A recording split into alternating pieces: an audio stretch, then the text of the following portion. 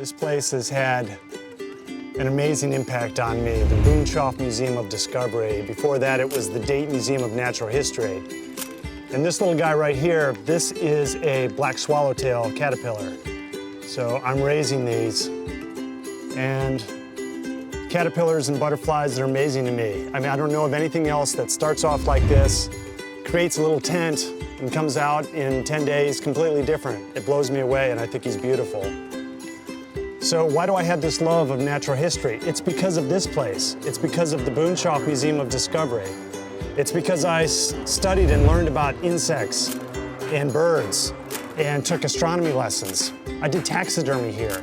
I stuffed a badger, it was crazy. Nature illustrations, singing in the river, fossils.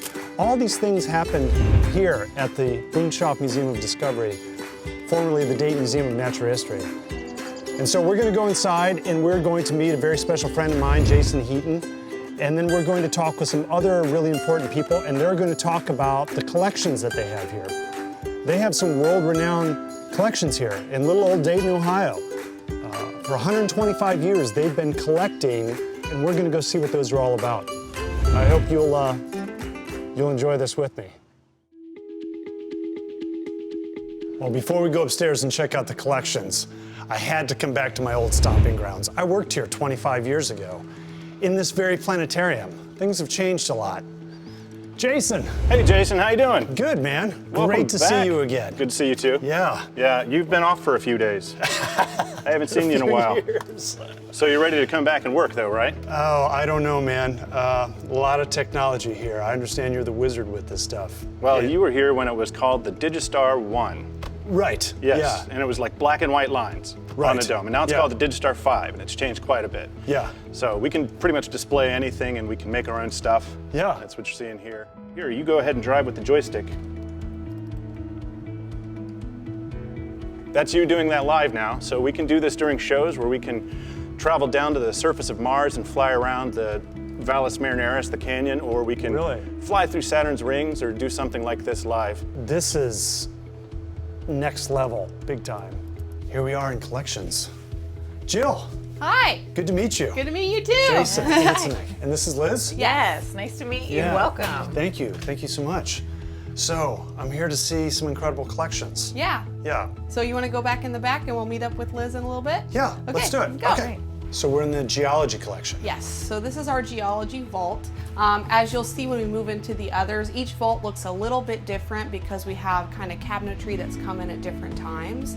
This is our smallest collection, but we have some really big pieces in here, so sometimes the counts can be a little bit misleading. How many We have pieces? 15,000 geology pieces. Okay. We're starting with the Pleistocene, which is the Ice Age, the most modern Ice Age. Okay. So thinking about things like mammoths, mastodons, things like that. So we start here, we move back to the Jurassic, dinosaur period, going back all the way to, the Ordovician, Silurian, Wow. Precambrian in the back. Yeah. So we're just kind of moving through time as we Okay. go. This is a mastodon that was excavated by the museum at a site called Carter Bog in Darke County. So we do have, a lot of people might not know, we had these Ice Age mammals right here in Ohio. It's important to remember that, these are the last Ice Age, 10,000 plus years old. It's not quite old enough to be fossilized, so this is actual bone. This is preserved bone. And next to it here is a juvenile mastodon, Okay. which is actually a pretty remarkable specimen. To my knowledge, there's only 3 juvenile mastodon that have ever been found. So we have a giant ground sloth in our front lobbies, this Okay. huge creature, and that is also from Carter Bog, the site in Darke County. Okay. It is, while that is a cast, we keep the actual bones of that sloth here in the collection. Okay. And they were cast off of this sloth. It's one of the most complete types of this particular sloth called a Megalonyx jeffersoni. So it's one of the most complete of that particular type ever found. So we don't have a lot of dinosaur bones. These are some jacketed specimens from Canada that are currently being processed. The reason why we don't have a lot of dinosaur bones in this museum in Ohio is because there's never been a dinosaur fossil found in Ohio ever. So this specimen is an Isotelus maximus, which is the largest species of trilobite. So this is anthropology. This is our Anthropology Vault. It's going to look a little bit different. So this first room, just kind of stuck. This is our textile room. It's important to keep in mind, and I can say this again, but we don't purchase anything. Right. That's kind of the big difference between a natural history museum and like an art museum.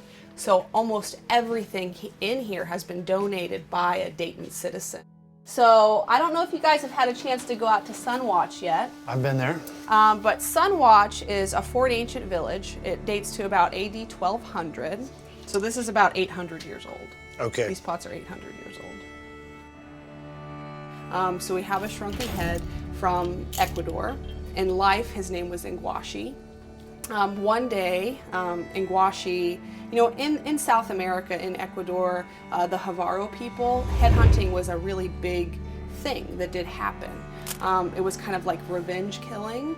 And what you would do if you wanted to take vengeance upon someone and kill them, the idea of shrinking their head traps their soul in their head, so they can't then take vengeance upon you in the afterlife. So Ingwashi raided a neighboring village, and he either took someone with him or he this woman left with him willingly. It's unclear.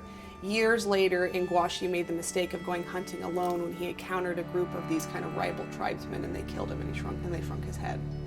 At that same time, in the 1920s, there was a gentleman named Herbert Spencer Dickey, who was kind of this like turn-of-the-century explorer who went down to South America and collected things from museums and all this kind of stuff. And Dickey was in the area, and he was approached by someone and said, "My friend has been bitten by a snake, can you please help him?" So Dickey goes to treat the wound.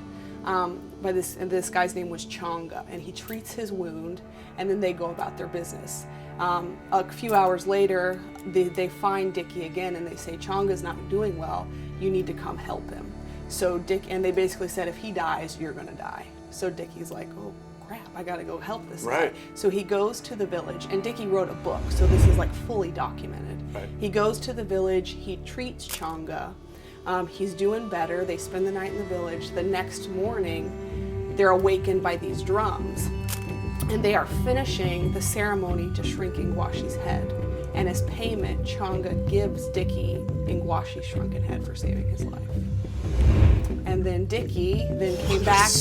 Yeah, so Dickey comes back, and he kind of hits some troubled times. And again, this was a long time ago. This was like in the 30s. He hits some like troubled times, and he ends up selling the shrunken head to the museum here in Dayton, because his wife was from the Dayton area. Dickey's wife.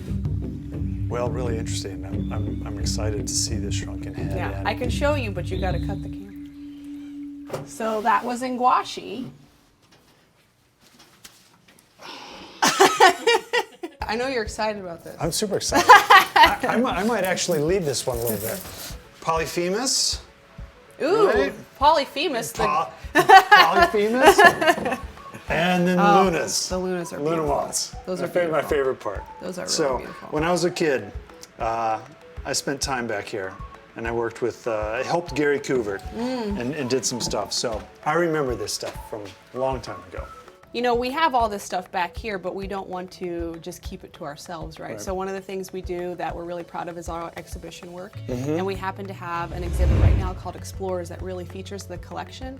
And I'm going to turn it over to Liz at this point, and she's going to take you and check out the exhibit. Okay. There's no mummy in here. No, wrong spot. Wrong culture. Welcome back. How was your immersive experience in our life-size teepee? I mean, it's really cool. I'd like to have one maybe in my living room. You could. So we have here Nessier. She is in this fantastic new case that was custom built just for this exhibit. Here we're walking into our American Plains collection. Okay. And again, this was donated by Mrs. Talbot and acquired by A.L. Corey. So these are just different objects that are used every day or used every day on the American Plains. We work our way into more of the Philippines objects. We have more Japan objects, and then our final area over here is in Ecuador. Today has been super special, seriously. Place I remember like this, night and day different. So many awesome things to see. The tour today, the behind the scenes, the shrunken head, the ivory-billed woodpecker. I'll never forget it. Special day. I can't wait to do it again.